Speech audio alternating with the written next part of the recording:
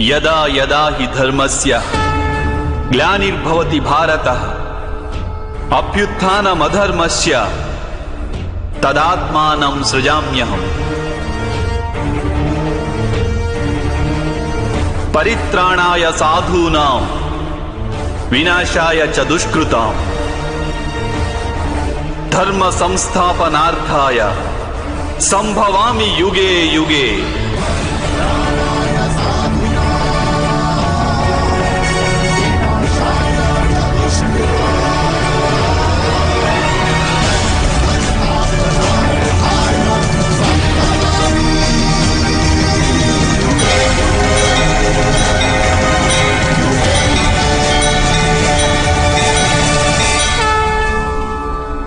ఎప్పుడెప్పుడు ధర్మానికి హాని జరుగుతుందో, ఎప్పుడెప్పుడు అధర్మం వృద్ధి చెందుతుందో అప్పుడప్పుడు సత్పురుషులను ఉద్ధరించేందుకు, అధర్మపరుల వినాశనానికి, ధర్మాన్ని పునఃస్థాపించేందుకై నేను జన్మిస్తుంటాను.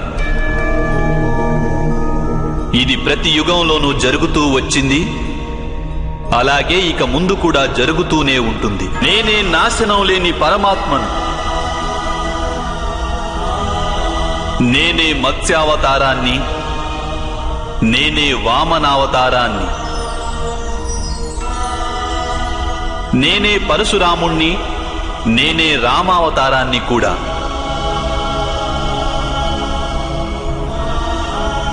నేనే బ్రహ్మ విష్ణు మహేశ్వరులను,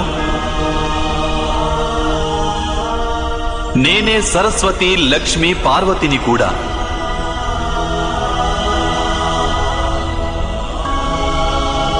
నేను పురుషుడను కాను, స్త్రీని కాను, నపుంసకుడిని కాను.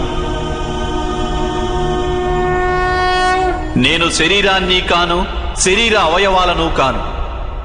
నేను జ్ఞానాన్ని, సృష్టిని, చైతన్యాన్ని. నేను పరబ్రహ్మను. నేనే సర్వస్వాన్ని.